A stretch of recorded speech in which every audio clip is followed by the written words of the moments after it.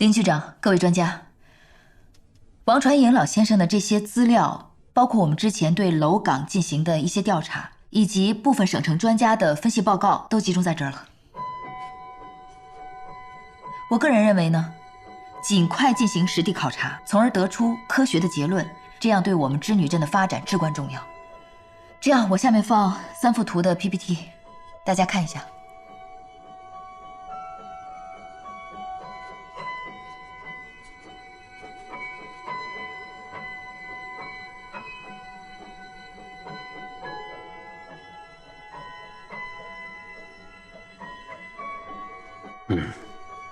设计的不错，不错呀。各位，我也说几句。作为一名副区长，我虽然不是分管这方面工作的，但我是从我们织女镇走出来的。我对那里的一山一水、一草一木都有很深的感情，而且产业集聚区的规划图，我也是参与者。当曲小河同志继承了王传营老先生的遗志，对楼岗之谜展开了调查和探索时，我不仅仅是敬佩，更多的是感动。也非常感谢各位专家能够到织女镇实地考察。刚才大家都看了屏幕上的那3幅图，它们几乎是天衣无缝地吻合在了一起。这说明什么？说明我们的产业集聚区极有可能破坏了古人留给我们的一处伟大的水利工程的遗址啊！而曲小河同志，他现在做的工作，与其说是在挽回，不如说是在救赎，救赎我们曾经犯过的错误。根据现有的资料分析啊，这个通航楼岗不仅是南太湖上面的独特的水网，而且它有它的特定的用途。那里的农田因为有了楼岗，既可以排涝，又可以抗旱。汛期只要开闸，就可以将洪水排入太湖；而旱期只要开闸，就可以引太湖水进行灌溉。这样的工程显然是水利工程。当然，我们要进行更加细致、更加缜密的现场考察，多方论证，才能得出对得起历史、对得起古人的最终结论。市水利局打算调派12位专家，会同市农业局、防汛办、市博物馆以及从事桑农行业的专家们，一同对太湖楼岗进行一个全面的实地考察。林局长啊，织女镇产业集聚区2期项目的动工已经迫在眉睫了。一旦举办了开业典礼，那么多家建筑公司就会进场，届时啊，千军万马会把那片地区挖得底儿朝天。到那个时候再去考察就不可能了，所以一定要快。是啊，林局长，开工典礼的一切工作都已经就绪了。你们放心，我会尽快安排考察事宜，争取2、3天以后就出发。太好了，送送你们。好，谢谢。小乐，听说明天有一大批专家来织女镇，这事儿没有挽回的余地了。恐怕难了。小何，你看啊，我给你把现在情况捋一下啊。你看现在地有了，同乐城1期项目也已经建成了，投资人的资金也已经注入了，镇政府也已经跟投资人签了合同，等于说我们镇政府已经现在跟这个项目紧紧的绑在一起了。如果地没了，同乐城1期的项目也完蛋了，那么在这附近所有的建筑也都没有了。你知道吗？这可不仅仅是一个项目撤销那么简单，光这个同乐城1期，政府就得赔偿多少损失？如果发生这样的事情，后果谁来负责？老郑，你这是来了一个沙盘推演啊！现在这个项目对我们来说就是一场战争，我不得不推演的。是郭镇长叫你来找我的吧？他有这个意思，但是没有明说。他给我打了电话。他说什么？他说把解除我职位的报告准备送到区里面。这个老郭他怎么能这么做呢？太急了。小何，你这样，你给我一个回复，只要你答应撤销这个项目，让专家先别来，这份报告我负责帮你要回来。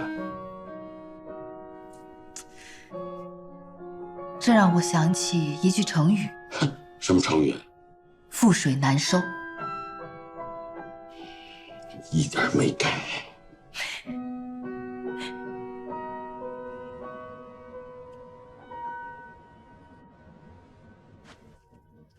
你说太湖楼岗可能是历史遗址，如果真是那样的话，为什么当初项目建设之前不搞清楚？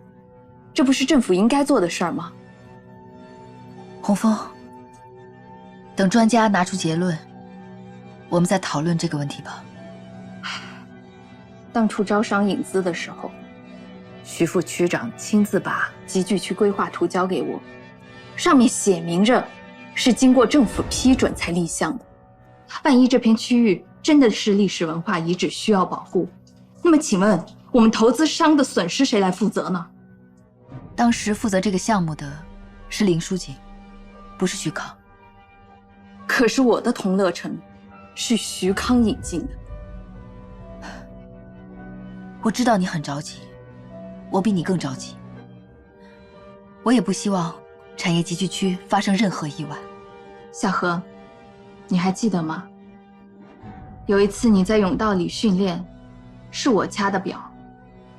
当时你求胜心切，用力过猛，一头撞在了池壁上，头破血流。我当然记得，当时流了很多血，还是你送我去的医院。你记得就好。我不希望你再次用力过猛，而头破血流。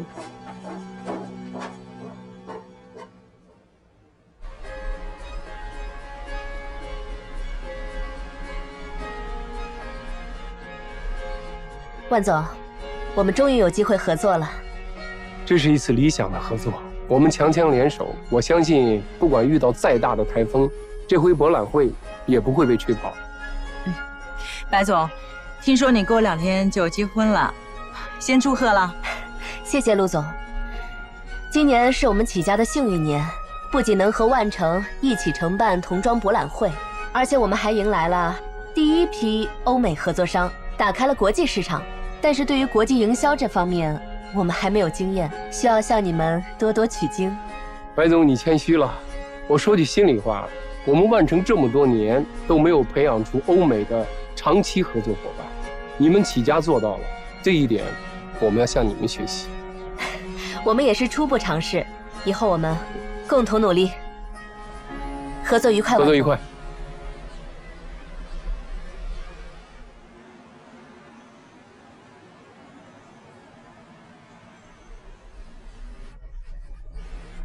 这很有可能啊，就是古人修建楼岗时打桩用的木桩，现在都分化成焦炭一样了。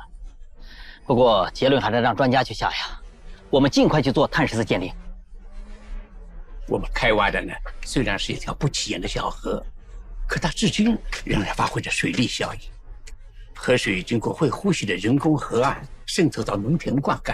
你看，前面那条小桥是吧？它不仅能够载人过岸，而且还起到了输水的作用。何教授，那河道伸向太湖的方向为什么是喇叭形啊？这就是古人的智慧了。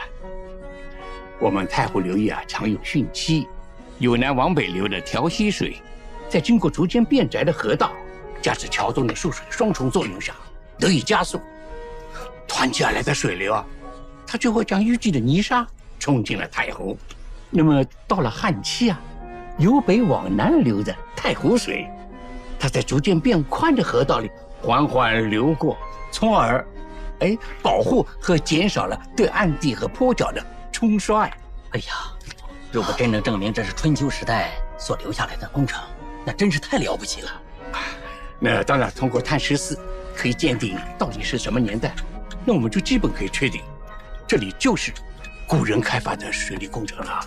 哎呀，这种巧夺天工的楼岗，现在还在择批后世，真是难得呀。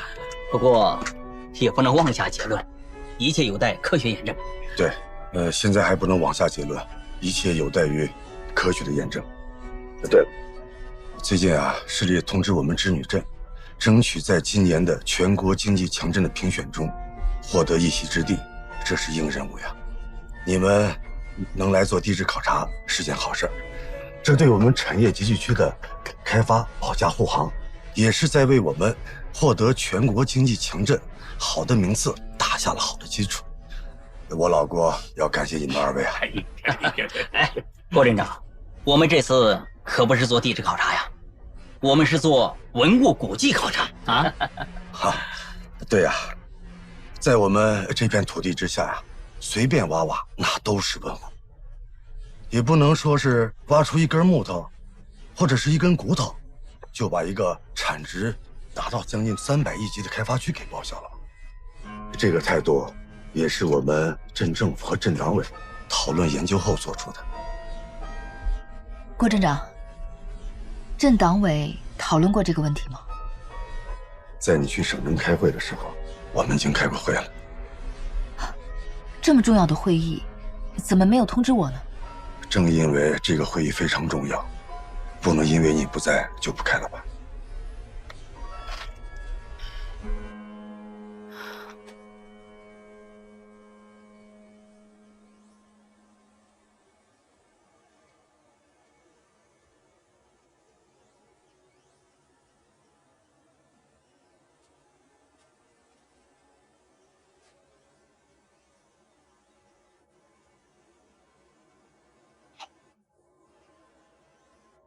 慢走。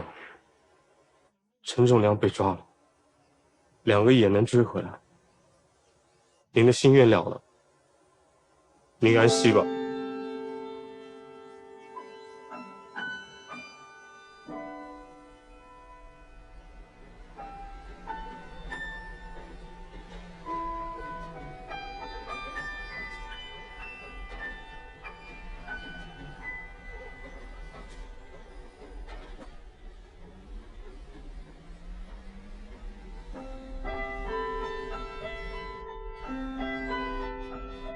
小何，哎，郑副主任。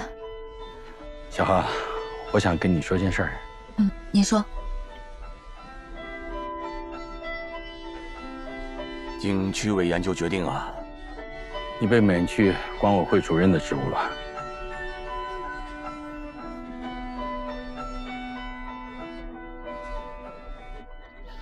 小何，别难过。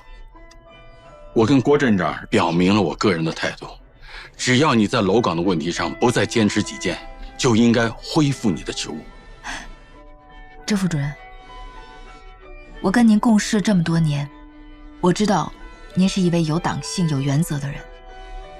难道您忍心看到这片遗址惨遭破坏吗？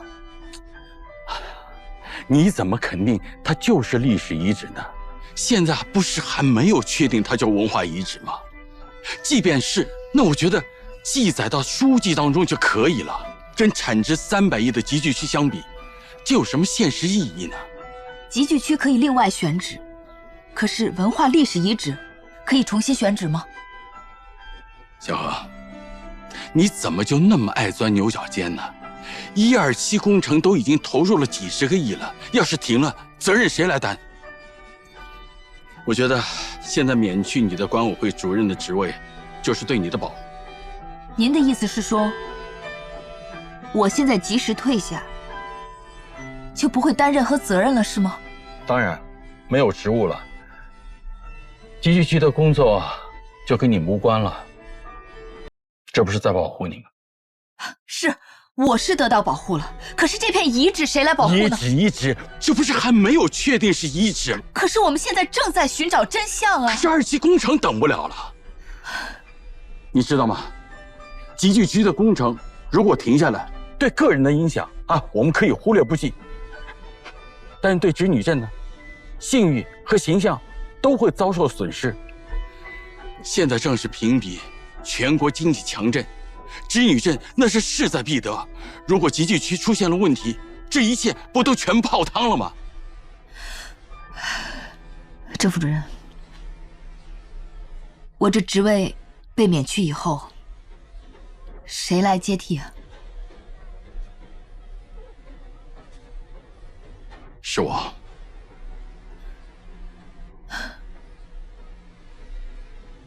好，郑主任，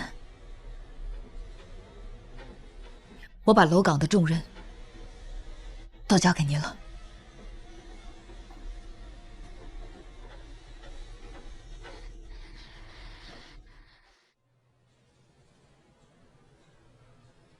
我们这个会，我想大家已经知道主题是什么。过一会儿，我们会在屏幕上播放全镇万余家童装企业齐心协力誓夺全国经济强镇的热烈画面。作为镇长，我先表个态，从今天起，我们一切的工作都要围绕着这项活动展开。任何不利于这项活动的事情，不仅不能做，而且要坚决抵制。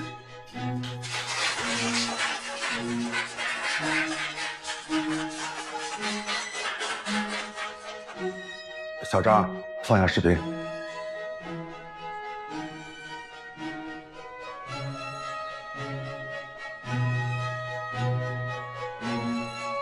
这个，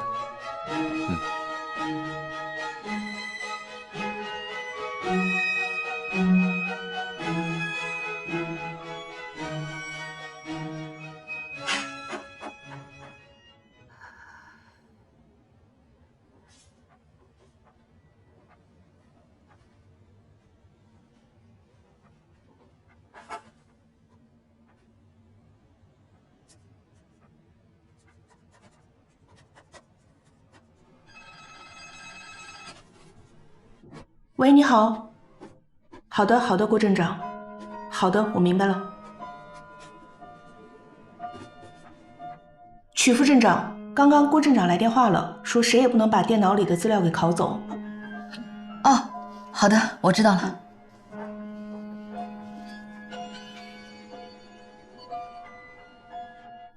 喂，林处长。小何，你能马上来我这儿一下吗？现在吗？对，我派的车已经在你楼下了。哦，好的，我马上过来，一会儿见。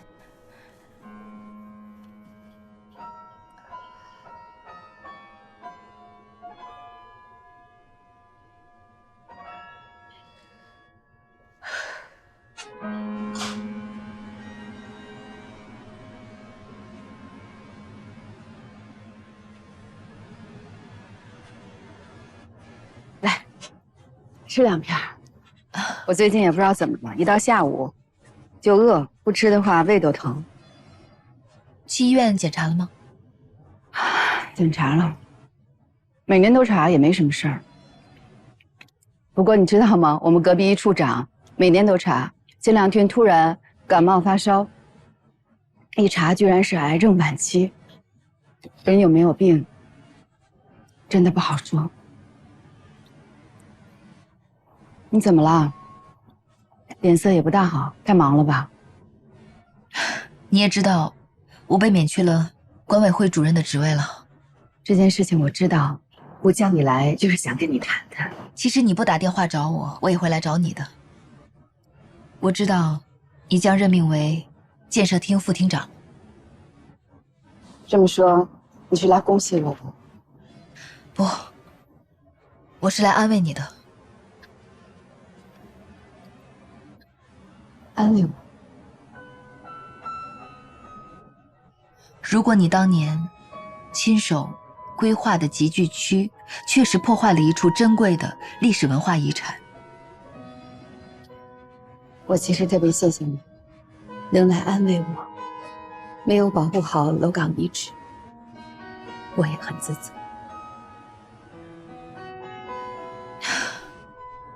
谁都不希望这种不幸的事情发生。都说事在人为，其实是事不由人的。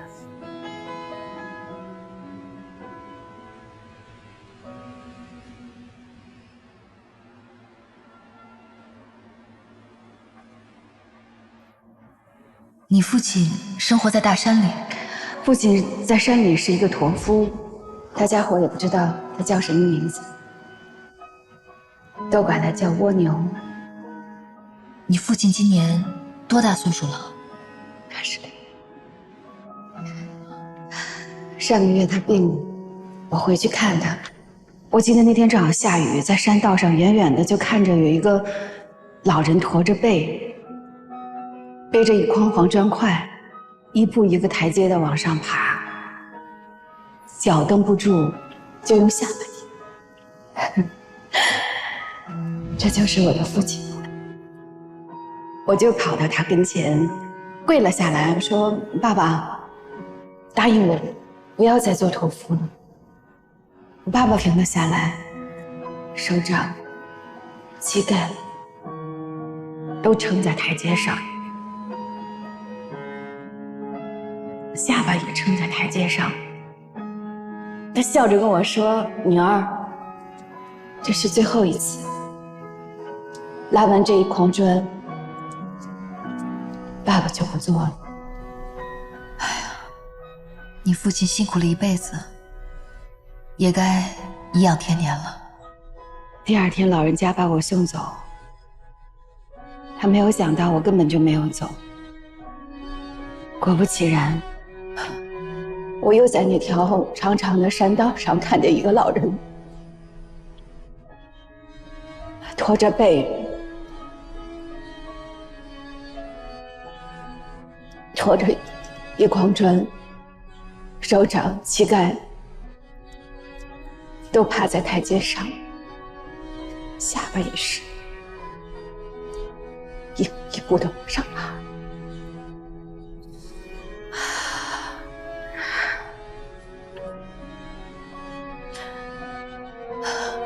我听懂你的意思了。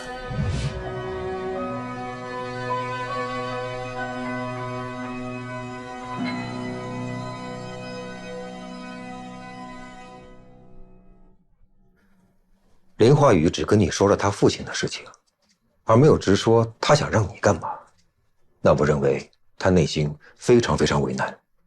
他显然是不想丢弃原则，又不想失去升职的机会，所以才必须通过这种方式让你自己去悟，他究竟是什么意思。如果集聚区这件事情被确定为是决策失误的话，那他面临的可能是党纪和政务处分。以他的性格，就算当上了副厅长，他也会引咎辞职的。是啊，他不希望这一切发生，所以希望通过你来帮他挽回。我知道他的想法，可是我没有告诉他我会怎么做。我很同情他，但是没法帮他，我什么都答应不了，我还得继续考察下去。哎呀，我这心啊，就像刀扎一样。你想啊，他跪在自己的老父亲面前，求他老父亲不要再当驼夫了，这不明显在告诉我，他也跪在了我的面前吗？是，我明白。但你有没有想过，如果你真的答应他的，你一定会看到另一位老人在当驼夫，用自己的膝盖跟下巴在爬台阶。他就是王传英。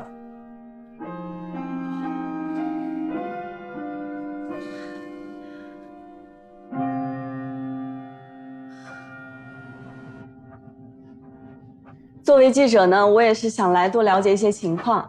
你好，谢谢，请用茶。如果同乐城的这个项目因故拆除的话，政府要赔偿2个亿。要是真的发生这样的事情，不知道梅总您怎么看啊？2个亿当然不够弥补我们的损失，但是为了保护好楼岗的历史文化遗产，就我个人而言，再大的损失我也愿意承担。我真的佩服您这种胸怀，这可不是一般的人能做到的。其实吧，我也是听了徐副区长的话，他跟我说要配合好政府的这项工作，个人的损失再大也是小损失，国家再小的损失也是大损失。哎，等等，您再把这2个损失重复一遍，我记录一下。个人再大的损失也是小损失，国家再小的损失也是大损失。徐副区长这段话说的是真好啊！哎，对了，我听说您和徐副区长是恋人关系。不过之前就分手了，那都是老故事了。恋爱一场不容易，我也是经历过来的，知道这里面有太多的辛酸苦辣。是，其实我还是挺感谢他的。我能有今天，也是多亏了他的指点。什么？徐主任被免职了？老郑，到底出了什么事？你能告诉我吗？没出什么事儿，只是正常的工作调动。老郑，你没有说实话，工作变动怎么能跟免职扯在一块呢？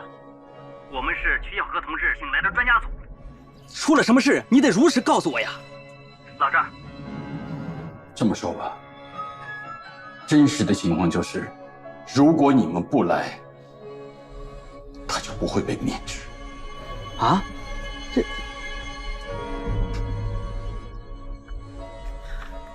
出什么事儿了？我有个不好的预感，我们这次考察有可能会终止。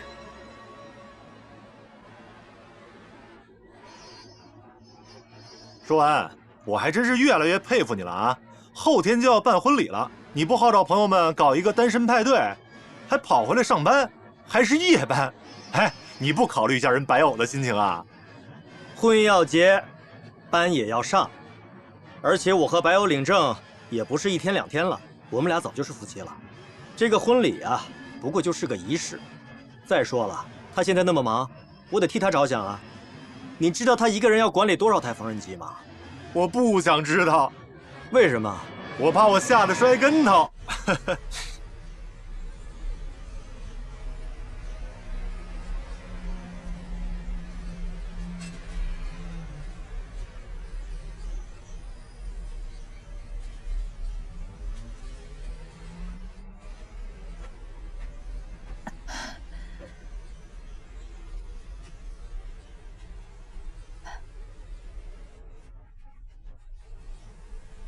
这是研究员刚采的样本。小何同志，哎，郭镇长，周副主任，哎，你看你，喝口水吧。哎，谢谢。哎呦呦，你看都是你。哎呀，不要慢慢喝。来来来，我来给你打开。哎，来来。好。小何同志啊，我听郑主任说啊，你还是不肯闲着。坚持在河道里开挖，我们很是感动呀，所以过来看看你。郭镇长过来找我是有事的吧？对啊，你上次给省水利厅、省文物局写的信，让他们协助考察楼岗，他们已经有反馈了。是吗？这么快就有反馈了？小何同志，我没有明确的表态同意，你怎么能擅自的把信发出去呢？你的心里还有没有组织原则呀？虽然撤销了我的主任职务，但我还是产业集聚区支部书记、副镇长。再说了，信是之前寄出去的，我就是分管这项工作的，我出面去找省水利局和省文物局，这有违反组织的纪律吗？好，那我问你，你写信的事儿，凌化宇同志知道吗？他不知道。正因为他不知道，所以他很伤心，对你很失望啊。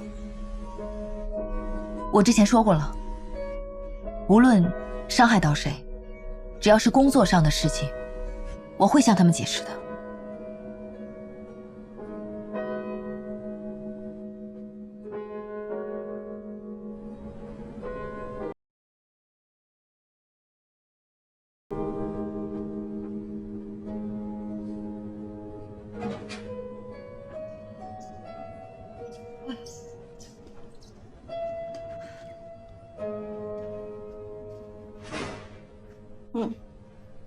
小何，我想认真的跟你谈一次。我是有个问题想问你。你说。问责和引咎辞职这2个词，你应该不陌生吧？不陌生。问责和引咎辞职，作为一个共产党人来说，应该是如雷贯耳，这没错吧？你是想告诉我，我会被问责，然后我要引咎辞职。如果真像你说的，我们的开发区建在了历史遗址上面，是不是有人要被问责？是不是有人要引咎辞职？4个人。4个人？你好好想想，4个人，哪4个人？来，您坐。我不坐。徐康、林化宇，您还有4个人。郭镇长。郭镇长，他前不久才来镇上啊，要问责的话，难道还有他？郭镇长是负责产业集聚区的开发，如果出现问题，他肯定责无旁贷。您的意思是让我为你们这4个人的政治前途承担责任？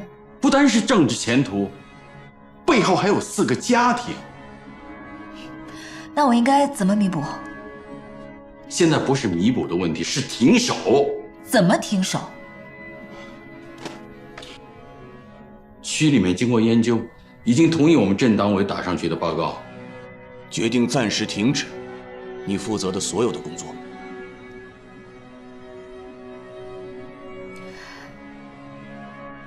我知道了，那天开党委会的时候，我就知道我将要面临着什么。我再认真的问你一句，你也认真的回答我。被停止工作以后，你会怎么做？4个字：一切照旧。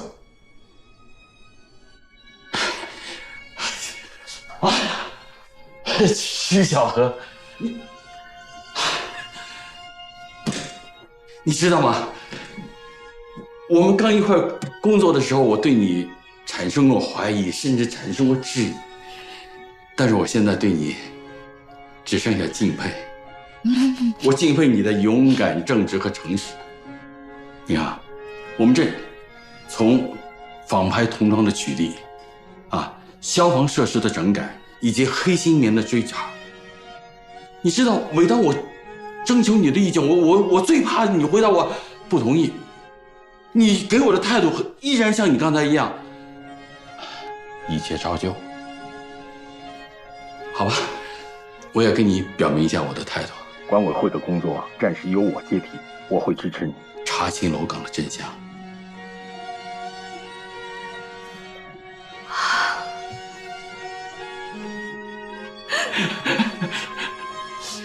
无官一身轻吗？谢谢郑主任。怎么样？行吗？室外。行，老师。哎，小何呢？啊，小何，他忙完就过来。行。哎，行，说曹操来电话了啊，你接。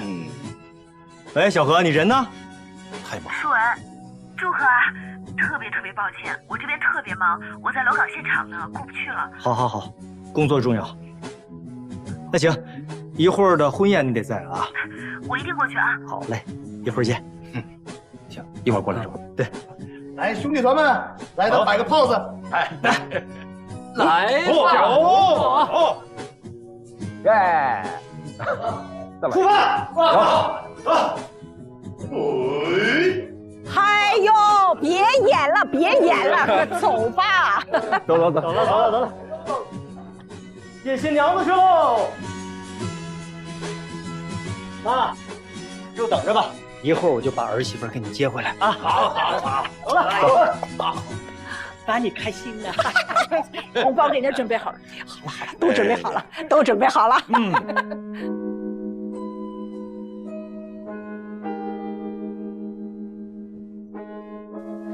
郭镇长，徐康几年前就知道楼岗的历史价值，我怀疑他在调职前那么积极地推进同乐城的这个项目，是想利用煤平套取同乐城项目的赔偿，这也间接地印证了楼岗的历史价值。我不得不跟您说明，事已至此，现在最主要的是保护楼岗遗址，并且尽快调查出许康违规的证据。我承认之前确实是对文化遗产保护意识太过薄弱，我支持你对楼岗的考察。如果真是文化遗产，我们要加以保护，并提出申遗。但是戏我们还要唱下去，这件事儿，我们要向纪委反映，协助调查取证，以免打草惊蛇。这个颜色怎么样？差不多了吧？你再帮我看一下。我看。这个颜色我喜欢。这个啊，太黄了，这个白的好看。白小姐，地下车库有满满一车鲜花，哇，特别的有排面，我人都看傻了。说是你朋友送的，要你本人签收一下。那可能是我的大客户送的吧，我下去看看。我陪你去。哎，你们等一下啊，稍等一下啊。哎，你慢点。走吧。走。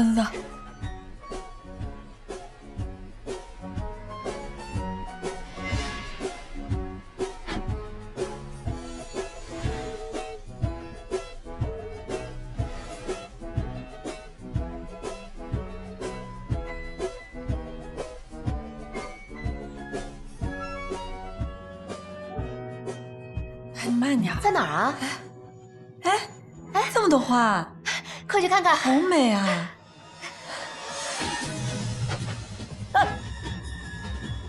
下去！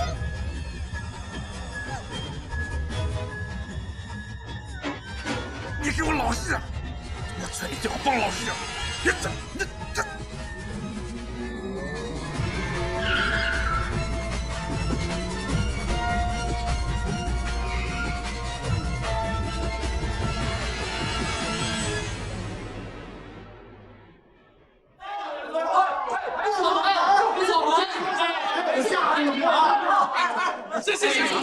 别废话，把白藕藏哪儿了？对啊，白藕呢？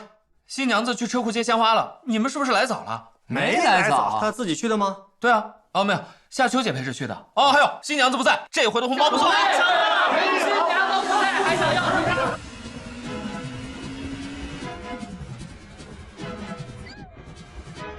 我告诉你，你最好给我老实点，别动。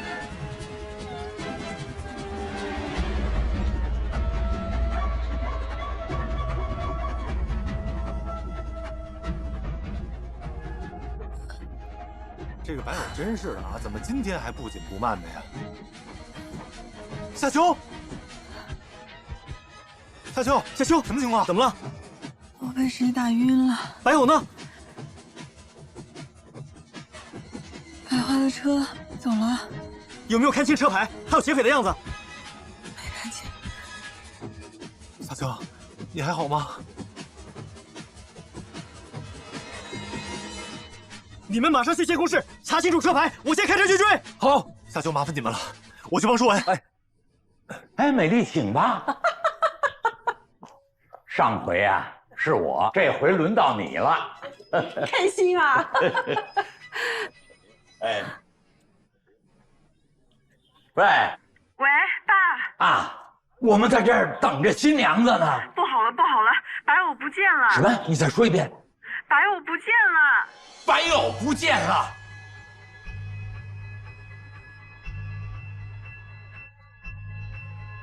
白小莲儿，你不是最喜欢花吗？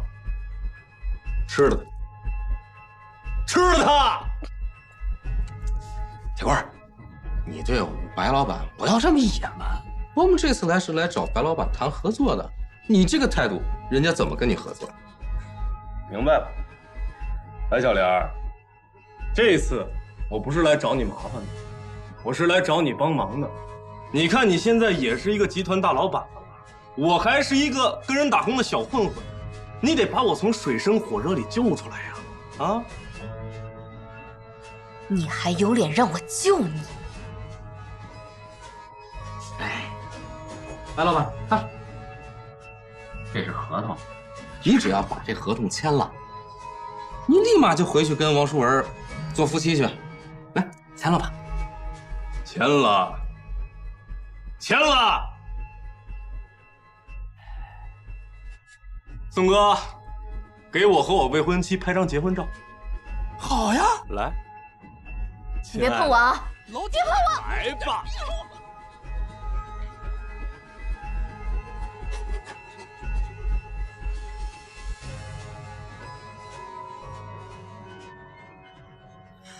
你们在监控室看到的是这辆车吧？对，就是这辆。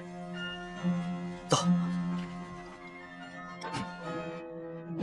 去你的吧！哎，白小莲儿，老子弄死你！你来啊！哎，铁棍，放下！放了你！你把他打死了，我们全得死！放下！回去坐着。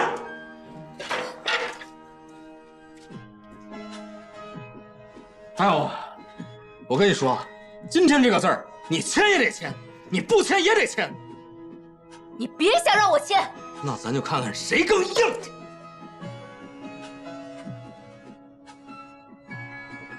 老宋，铁棍，舒文，你们知不知道，现在的这种行为已经触犯了刑法，这是绑架。你哪只眼睛看见我们绑架了？我告诉你，今天请白老板来，我们是来谈合作的。有你这么谈合作的吗？这就是我们的规矩。东哥，别跟他废话了。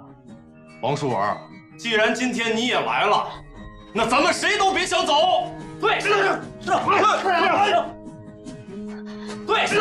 对，那个，放开我！你们有没有受伤啊？有没有伤到哪儿？没有。对不起，舒文，对不起，我来吧。你终于来了。没事了，有我在，都过去了，没事。我快担心死了。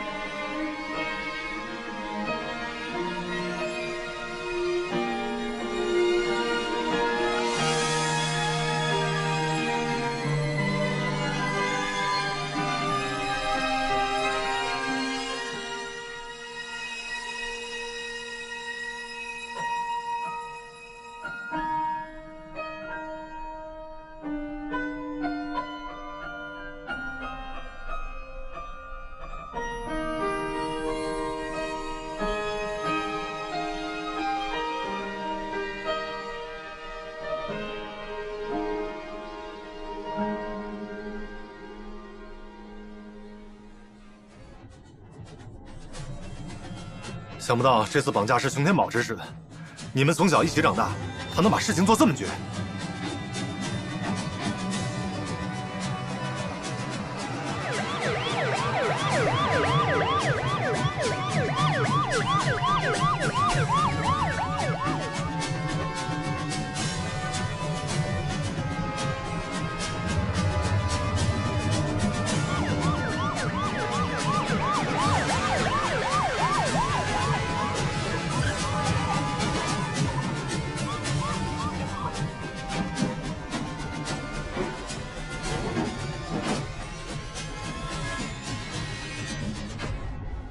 好了，走水路坐船跑了吗？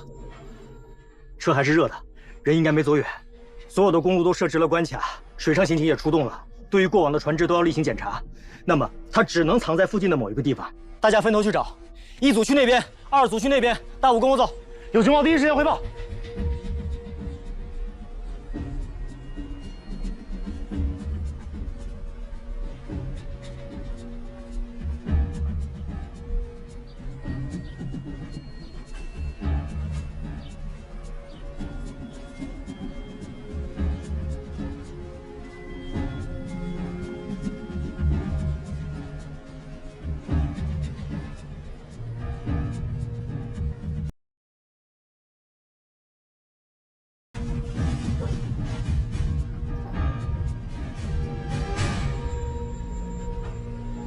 大武，你去那边，注意安全。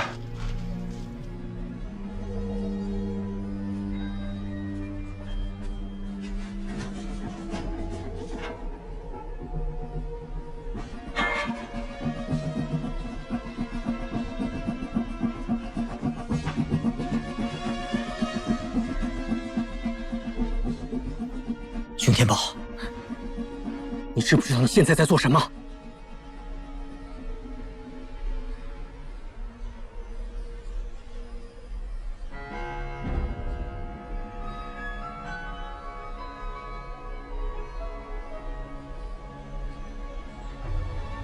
舒儿，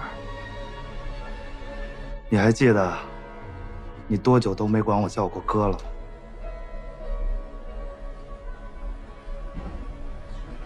记得小的时候，我在你眼里就像个英雄一样，你怕我不带你玩，天天跟着我屁股后头转呀转呀。现在呢，我们都长大了，你们都有出息了。楼宅里的孩子，我最讨人嫌。不管我多努力，我挣多少钱，我把公司办得再好，可是，在大家眼里，我永远是最不招人待见的。我们没嫌弃你，是你自己急功近利走上了歧途。跟我走吧，趁你还没酿成更大的过错之前。现在跟我回去自首。回去自首，一切都来不及了。只要你现在肯伏法认罪，还能争取宽大处理。你别逼我！我再问你一遍，你让不让我走？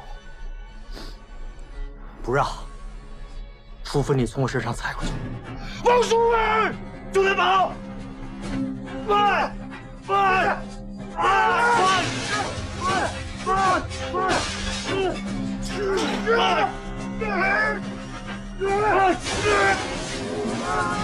危险！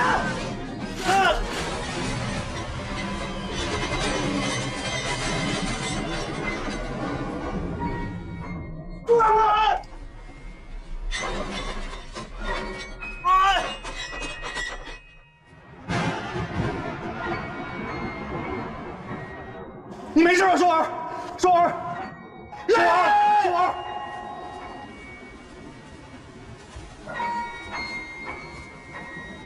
叫救护车！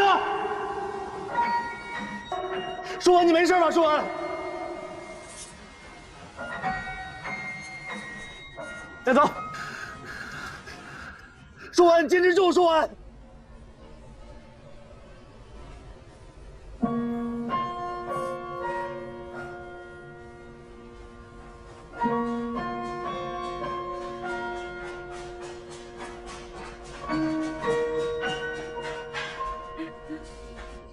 佳怡，白奥，舒文是为了救我和天宝受伤的，还在抢救。哎，大夫，我们是王淑文的家属，他现在人怎么样？病人情况不太乐观。佳怡，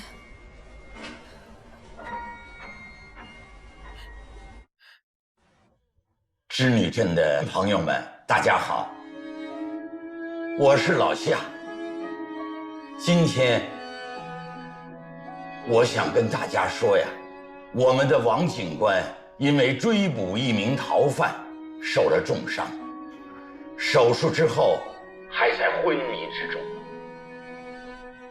王警官是咱们土生土长的织女镇人，他叫王淑文。大家还知道他发给家家户户的黄手帕吧？就是他分给家家户户的一颗心呢。这几年，每当他看到你们挂出的黄手帕，就会上门来帮助你们。他常说，能够为大家解决实际困难，是人民警察分内之事。我今天呢，就把他给我的黄手帕挂出来，祈祷我们这位最贴心的人民的好警察早日清醒过来。现在至少有1半的董事不同意你暂停岗位，你是不是应该重新考虑一下别人的感受啊？我既然决定了，就不会再轻易暂停。那把印染厂交给我，佳明，你真的就这么的放心吗？我们万城的童装厂一直是你在管，打理得非常好。我相信，我的印染厂交给你，你也能替我管好。看来你是铁了心要帮小何了。是。其实那么多年，无论小何遇到什么困难，他都没有向我求助过，包括这一次，他也没有开口。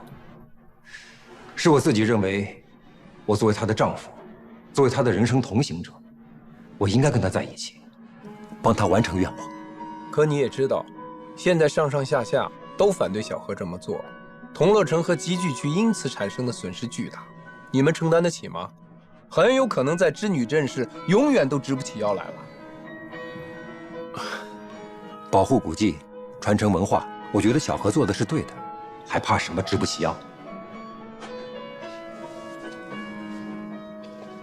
小明啊，你是不是应该跟妈商量商量？我现在就去见她。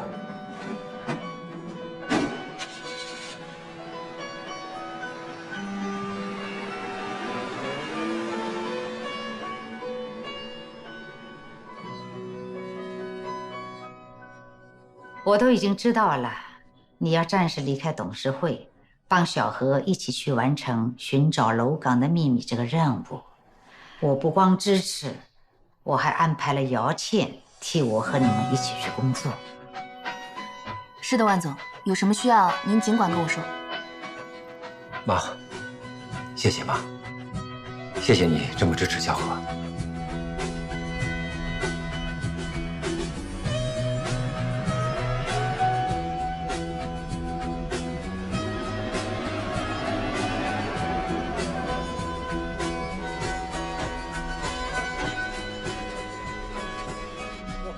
哟，郑副主任，来了，小明，你看谁来？来，把东西先搬下来，来，大家。林局长，您好。小何同志，你看我带什么来了？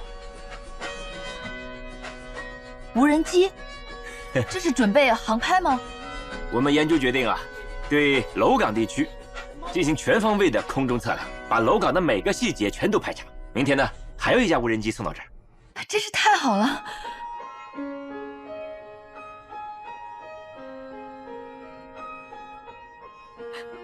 舒文，你快醒过来吧！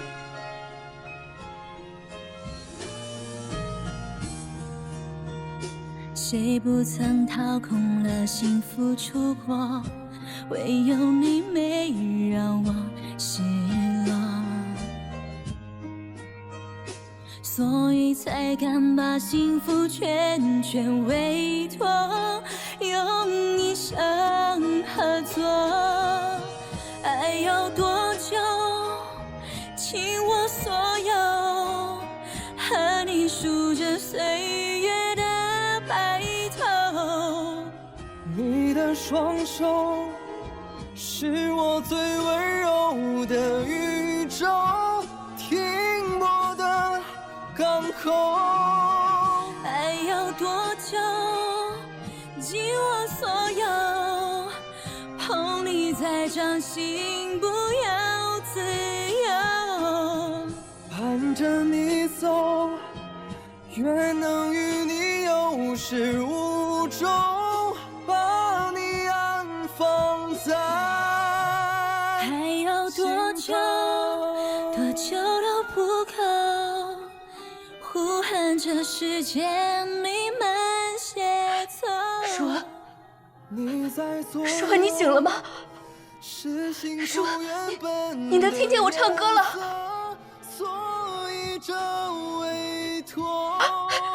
医生，护士，医生，护士。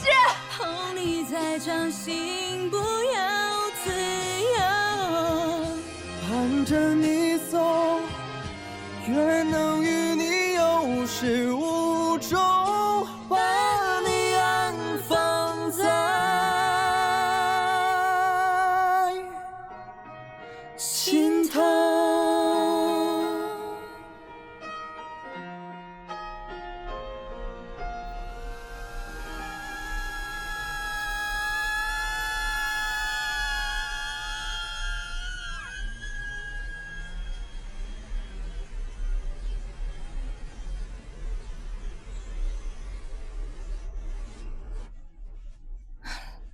这规划图跟航拍数据有出入，遗漏了7条河流和4座水闸。当初啊，做规划的时候啊，太粗糙了，根本没有把楼岗当回事儿。从标注的说明上看，规划图中至少有24条楼岗要填满，河口的闸里面有17座是要被拆除的。在整个集聚区，还有多少条河道没有被检查过？考察过的都用红笔画出来了。还有呢，大约还有7条是散布在这附近6、7个自然村的，所以我们应该抓紧时间把剩下的都要考察完，和航拍的数据进行对比，找出遗漏来。就这么办。林局长教授，这是我们从龙岗3个区域采集来的水源。怎么是这颜色？怎么会这样？味道，河水被污染了。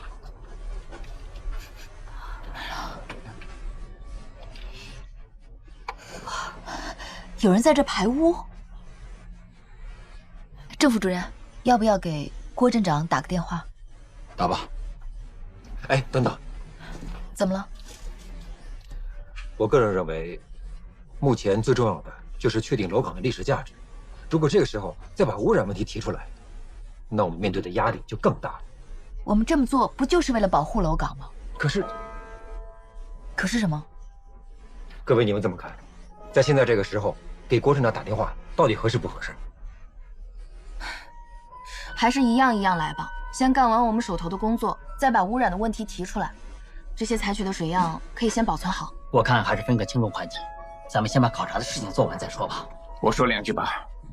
现在这么多人反对我们对楼岗进行科学鉴定，压力这么大，我们再把污染问题提出来，而且解决不了，双重压力之下，我们会更困难的。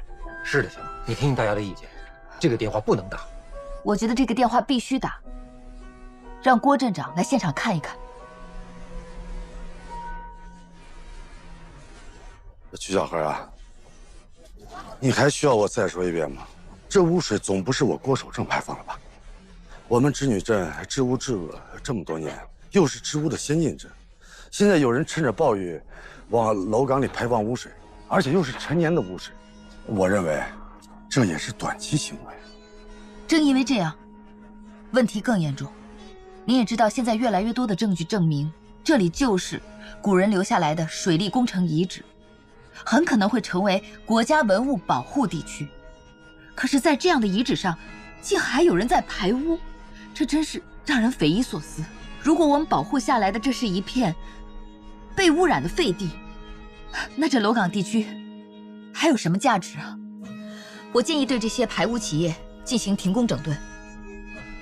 小高同志，我知道你的顾虑，可是你有没有想过，如果楼岗申遗一旦上报，这就意味着同乐城所有的项目必须停工。如果此时再把童装企业一起停工，那就意味着把织女镇所有的经济来源全部斩断。可我们织女镇为什么要和自己过不去呢？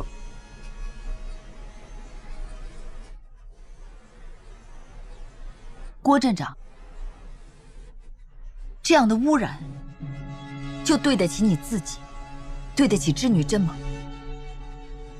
好，就算你是正确的，可你有没有想过，产业集聚区建在古人的水利工程之上，这件事儿已经够耸人听闻的。如果再闹出个古人的水利工程遗址成了排污池，那就不是耸人听闻，而是千夫所指了。你这样做，对织女镇的产业只有雪上加霜，没有任何好处。你别忘了，你的夫家万成集团也是生活在织女镇这片土地上的，也是靠着织女镇发家致富的。你把织女镇毁了，不就等于把自己的夫家也毁了吗？郭镇长，郭镇长，来，何教授，慢点，慢点。郭镇长，郭镇长，郑副主任。郭镇长，这个是刚才何教授在河堤上观察闸门泄洪流量的时候，突然发现河水变样了，变成了这个样子，所以就取了样。郭镇长，别怪我，慈禧管委会主任的辞职报告已经搁你办公桌上好几天了，别犹豫，签了吧。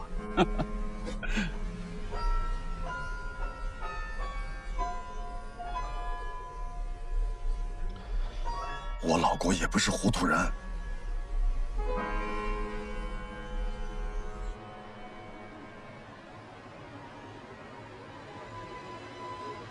舒文，你看到了吗？家家户户都为你挂出了黄手帕。你为大家付出的点点滴滴，他们都不会忘记。他们都希望你能够尽快好起来。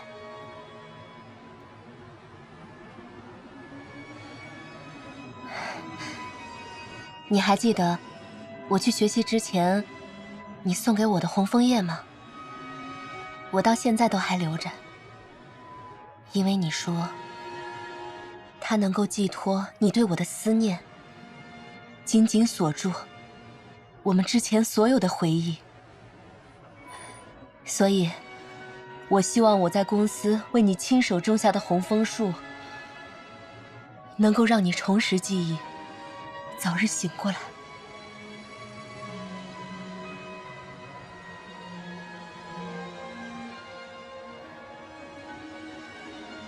舒安，你看到了吗？这就是我为你亲手种下的红枫树。即使你以后一直是这个样子，我也不会离开你，我会永远陪在你身边照顾你。就像你当初对我说的那样，陪你一起白头。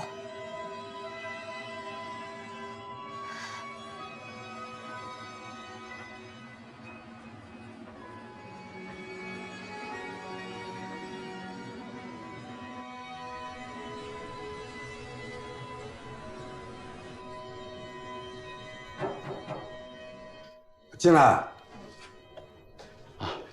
郭镇长，您找我？哎，老郑，来，坐。啊好。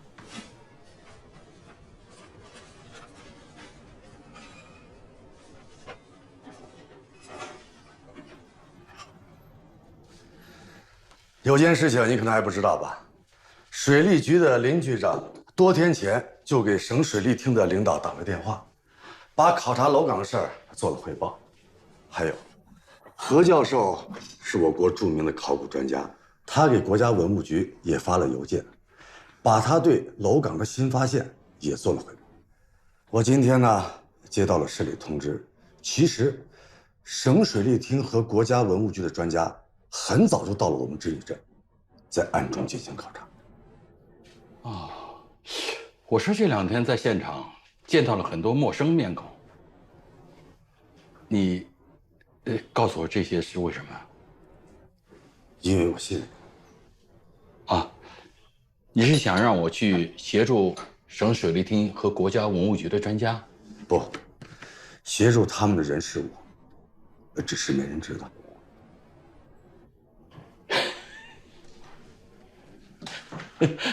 哎，郭镇长，你告诉我，你这个弯是怎么转过来的？当我发现楼岗2字不完全是遗址问题，而且还存在着腐败问题的时候，这个弯我就转过来了。我们织女镇之前就对楼岗做过这方面的讨论。是的。那次讨论会是谁组织的？他叫徐康。疏忽一般有2种，一种是有意的，一种是无意的。他可是一个刑侦总线都特别缜密的人。这些都是徐小河同志反映的情况。你说腐败问题，我不知道你指的是什么？徐康？再等等吧，好戏还在后头。好戏？不，郭镇长，你有点把我说糊涂了。我现在这个弯还没有转过来，我感觉我真的是好像在看一出戏。哎呀，我这脑子有点糊涂。哎呀，老郑啊，其实你也是这部好戏的演员之一。我要感谢你果断的和我决裂，和曲小河同志站在一起。不，我不是要演戏，我只是站在一个党员的角度，我知道我应该维护谁的利益。郭镇长，我感谢你对我的信任。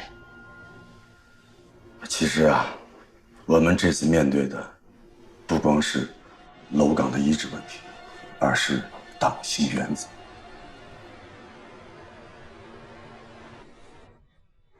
现在是中午用餐，规定不能喝酒，我们呢也不能破坏了规矩。徐副局长，你把我约到区里，想必是有什么重要的指示吧？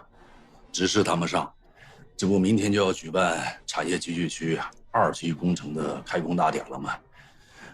区里呢也做了安排啊，大概有5、6位各部门的负责人要参加。我呢是这个活动的领队啊，所以今天就约你来这儿，我们先碰碰头。徐副局长，您太客气了。您可别忘了，您可是我们织女镇以前的当家人呀，有什么话你就直接吩咐好了。老郭，你这是夸我呢，还是损我呢呀？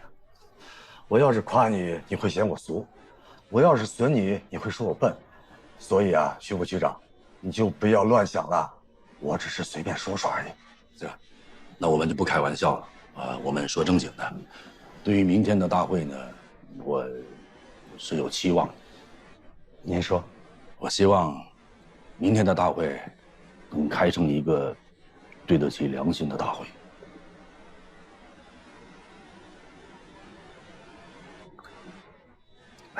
徐副局长，这当官的人，肚子里面有2样东西是最值钱，一是良心，2是胆心。您真的以为我老郭缺这2样吗？哎，老郭，你说这些话怎么让我听出了一股血腥味儿啊？这话里话外的，好像藏了一把血溅五步的刀子呀。哪有呀，徐副局长，您想多了。不过呀，我最近也在做功课，确实有了很多意想不到的收获。来，我以茶代酒啊，我敬你啊。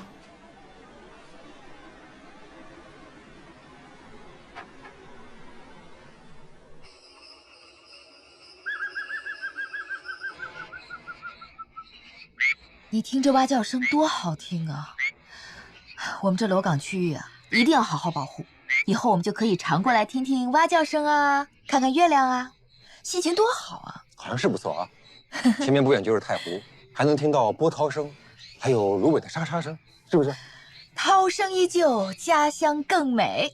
我相信我们织女镇一定会成为最幸福的乐园。那在这幸福的乐园里，你的角色是什么呢？园丁。园丁。哎，这个丁字好。我妈前2天刚问我，说我们万家什么时候能添丁？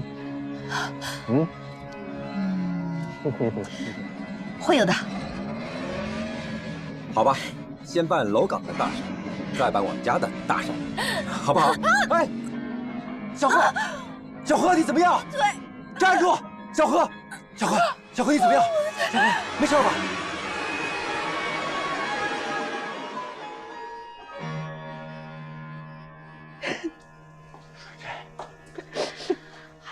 你不要哭啦。小何的腿呢是伤了，但是医院不是治疗了吗？人家医生讲了，好好叫休养，是会恢复，没有问题的。他车祸受伤，我心疼；他被停职了，不告诉我，我更难过呀。你要说停职的事儿啊，那就怪我就不应该告诉你小何被停职的事儿。我知道，他不说，他心里难受。哎，你知道他心里难受吗？你就不要在这添油加醋，在这哭了呀。是啊，你这一哭，小何心里更难过呀。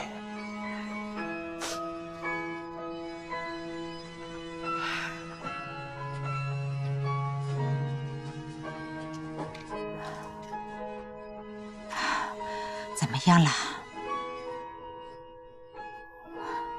别担心啊。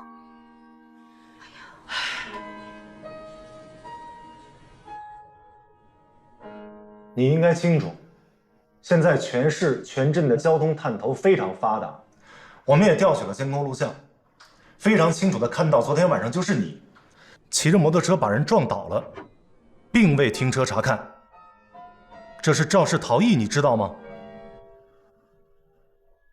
你知道吗？现在受害人躺在医院里面，这是骨折，是重伤，你就等着接受法律的制裁吧。织女镇产业集聚区2期工程开工典礼现在开始。首先，让我们掌声有请织女镇镇长郭守正上台致辞，掌声欢迎。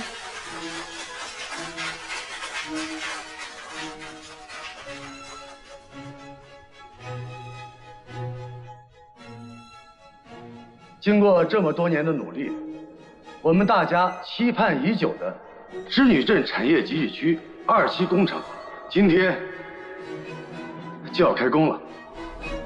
在我上台之前，我就在问自己：我们产业集聚区的开工合乎道理，合乎标准吗？我们大家都知道，第2期工程继第1期工程圆满完工后，集聚区的选址问题被提了出来，而且还惊动了区委、市委和省委，甚至是中央的有关部委。有人会问，曲小河和郑良器把集聚区的选址问题提了出来，这到底是为了什么？概而言之，也就6个字：保护楼岗遗址。这6个字出自于一个叫王传颖老人的遗物，更出自于我们织女镇那些不愿意愧对祖先的创业者的良心。我说了这么多话，就是在为这支孤独的团队铺下通往这个舞台的道路。下面，让我们掌声有请曲小河同志上台为我们发言。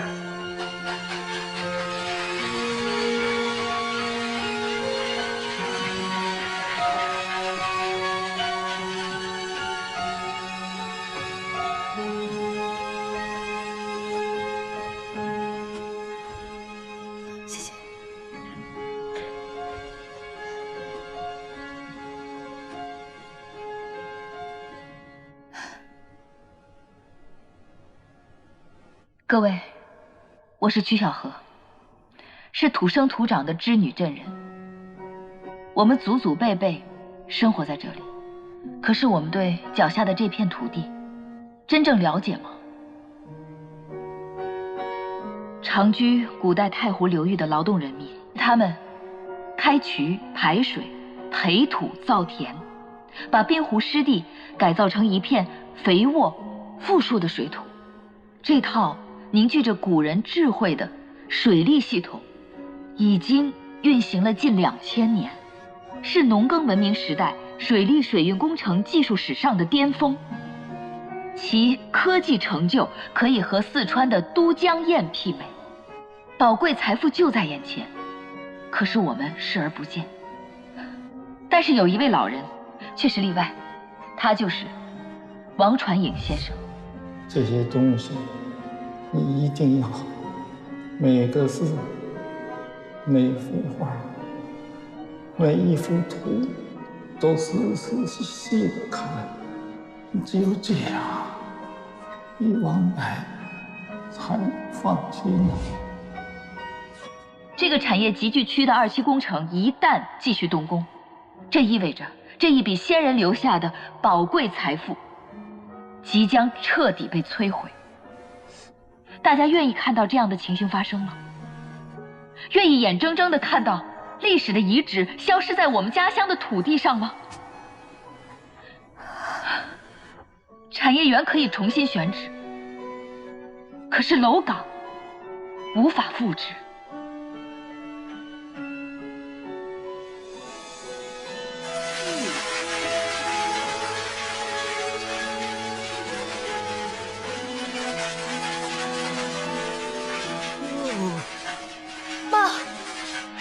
舒文好像说话了。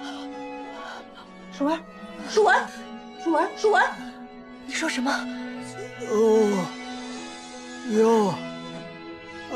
我儿子说话了。他说救救楼岗，救救楼岗。舒文说的对，我们要保护楼岗，救救楼岗。王警官说的对，我们一定要救救楼岗。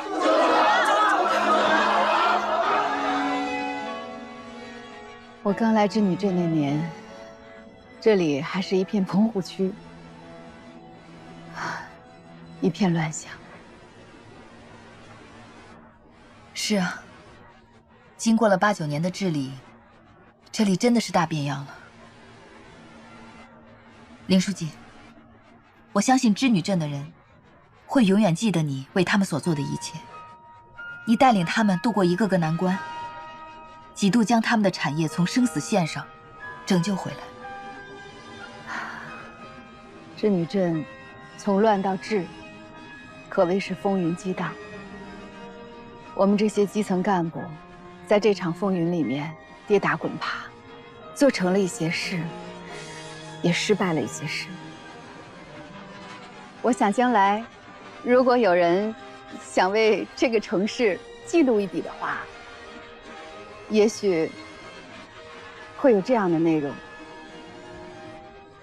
一个叫林花雨的人，为这片土地投下了2个身影，一个身影在前方，另一个身影在后方。前方的身影是他的理想，后方的身影是他的教训。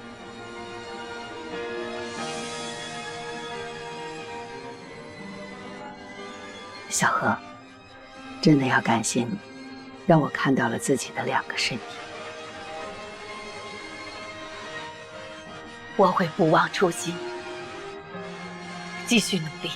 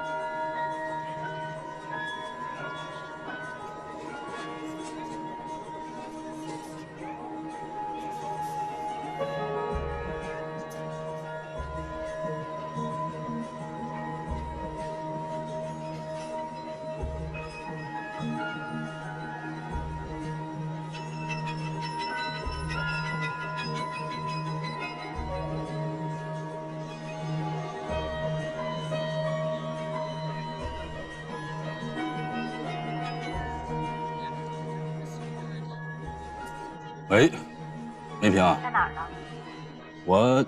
我在去你家的路上啊。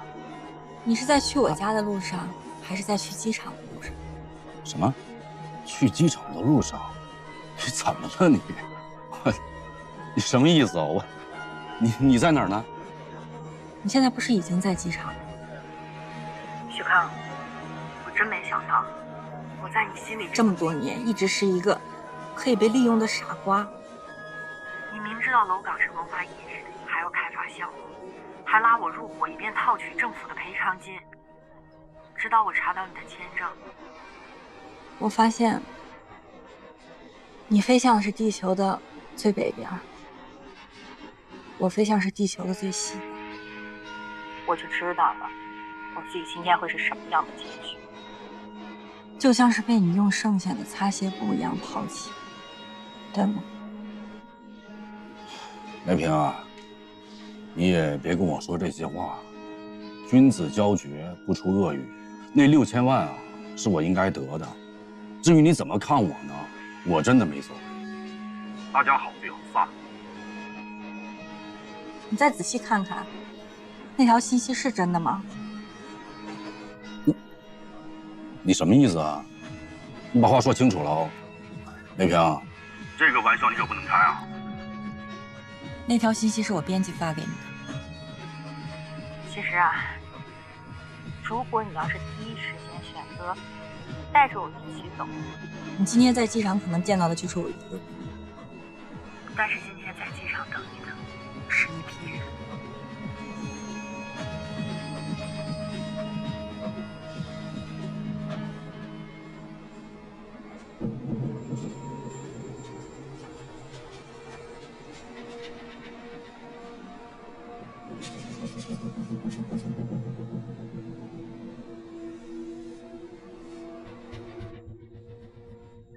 许康，我们是纪委的。我们听说当年你就知道楼岗遗址的价值，瞒而不报，以至于误导了凌化宇等人。我们就开始怀疑你的动机。如果凌化宇同志犯的是决策错误的话，那你犯的就是错误的决策，你将接受法律的惩治。顺便告诉你，我们接到举报后，你身后就盘旋着黄雀。我也顺便说一句，在你们的背后，不只是黄雀，还有弹弓。不，那是你看到的，我们看到的是人民。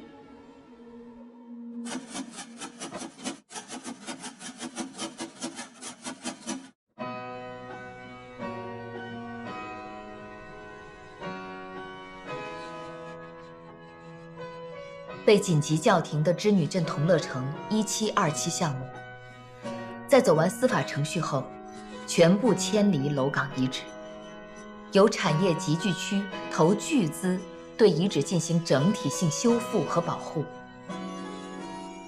3年后，同乐城在新址上建成，成为织女镇童装产业的又一引擎。